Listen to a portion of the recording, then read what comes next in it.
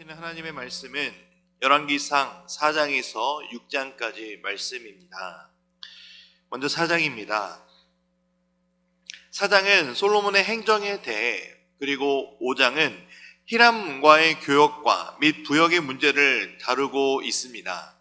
어제 초도에 말씀드린 대로 1장에서 8장의 사건은 9장에서 11장에 다시 반복된다고 말씀드렸던 것을 기억하실 것입니다. 그래서 4장은 10장에서 또 5장은 9장에서 다시 반복, 되조되고 있는데, 이 두 단락들은 각각 솔로몬의 긍정적인 모습과 부정적인 모습을 나타내주고 있습니다. 4장에서 솔로몬은 그의 탁월한 지혜를 발휘하여 이스라엘 백성들을 위한 행정을 펼치는 모습이 나타나게 됩니다. 특히 솔로몬의 신하의 명단을 보면 다윗의 신하들의 명단과 별 다를 것 없는 다윗 왕의 정치 제도를 그대로 이어받고 있는 것을 볼 수가 있습니다. 그러나 조금 더 다른 것은 솔로몬은 다윗의 정치 제도에 더하여 커져가는 왕국의 규모에 맞춰 새로운 관리들을 확장하며 뽑기도 한다는 사실입니다. 솔로몬의 신하의 명단과 다윗의 명단에 또 다른 점이 있다면, 다윗은 주로 정복 전쟁을 하였기에 그의 고관 명단에 제일 먼저 언급되었던 것은 군사령관인 요압이었습니다. 그랬던 반면 성전을 짓고 평화를 누렸던 솔로몬은 대제사장 아시리아를 제일 먼저 언급하고 있는 것, 이것이 차이점이라고 볼 수가 있습니다. 이것은 솔로몬의 시대에는 전쟁이 그친 평화의 시대가 도래하였음을 알 수 있는 대목이기도 합니다. 우리 20절과 25절 두 절 말씀을 함께 읽겠습니다. 유다와 이스라엘의 인구가 바닷가의 모래같이 많게 되매 먹고 마시며 즐거워하였으며, 솔로몬이 사는 동안에 유다와 이스라엘이 단에서부터 브엘세바에 이르기까지 각기 포도나무 아래 무화과 나무 아래에서 평안히 살았더라. 아멘. 이 두 구절을 통해 알 수 있는 사실은, 솔로몬 왕이 통치하던 이 솔로몬 왕국의 시대는 이스라엘 백성들이 평화와 번영의 시대를 살았다는 것을 알 수 있습니다. 특별히 25절에 단에서부터 브엘세바까지는 한마디로 백두에서 한라까지로 보시면 됩니다. 결국엔 온 이스라엘, 온 땅이 평화를 누렸고, 무엇보다 이스라엘 나라의 특산품으로 상징되는 두 나무, 바로 포도나무와 무화과 나무 안에 평안히 살았다고 말씀하는 것은, 이 특산품이 끝이지 않고 계속해서 수확함으로 말미암아 아무도 가난한 사람도 없었고 배불리 먹지 못하는 사람이 없었다라는 것을 의미합니다. 매우 풍요로운 삶이 이스라엘 백성들의 삶이었음을 알 수 있는 대목입니다. 그래서 솔로몬의 통치 시대는 하나님이 약속하신 평화와 번영의 시대였음을 분명히 알 수 있는 장이 바로 4장의 말씀입니다. 5장입니다.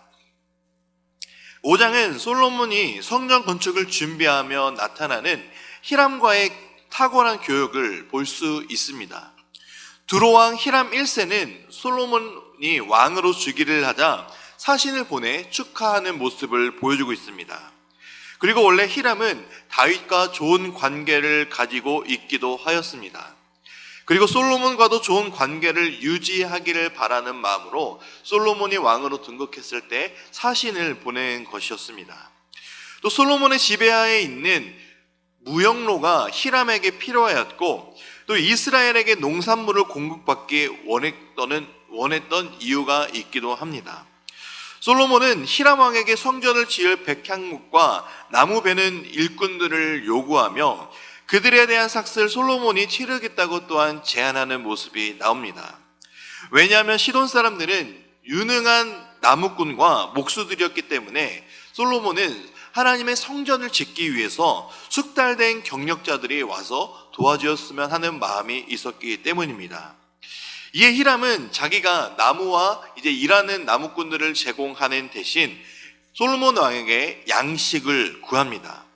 왜냐하면 페니키아는 곡창지대를 가지고 있지 않은 산지였기 때문에 밀과 같은 양식들이 참 얻기 힘든 나라였기 때문이었습니다.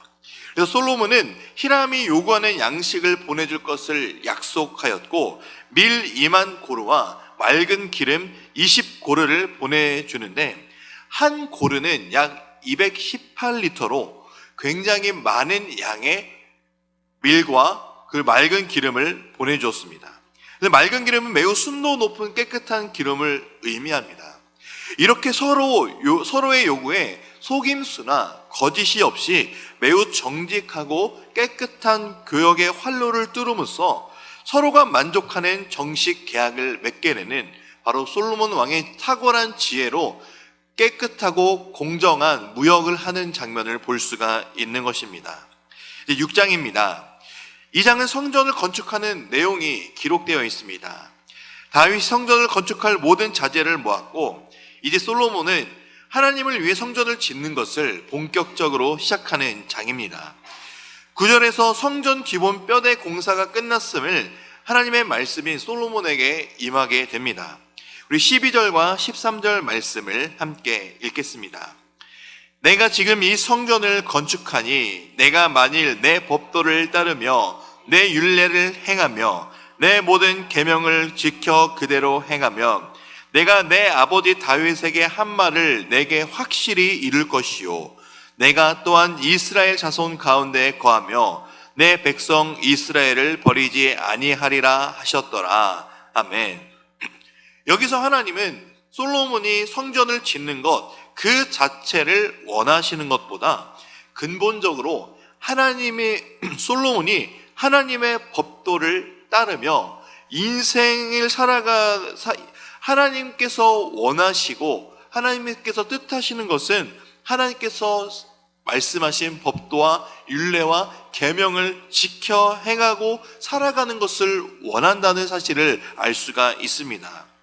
사실 성전을 짓는 것은 하나님의 법도와 율례와 모든 계명을 지키는 하나의 과정이라고 볼 수 있습니다.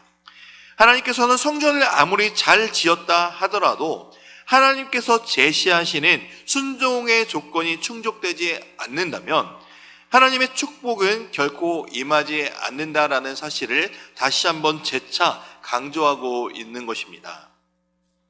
또한 솔로몬이 왕의 신분이기도 하지만 그 왕에 대한 신분 이전에 하나님의 명령에 순종해야 되는 언약 백성 중 한 명임을 언약 백성의 일원임을 잊지 말고 살아야 함을 동시에 강조하고 있는 하나님의 말씀입니다.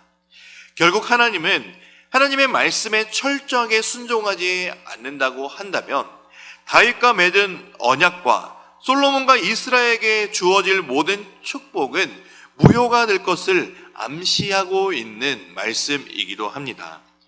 결국 하나님이 이스라엘과 함께 거하시고 함께 가시고 이스라엘을 버리지 아니하신다는 것은 왕으로부터 모든 백성들이 하나님의 말씀에 순종해야 된다는 사실을 확고하게 밝혀주고 있는 것입니다.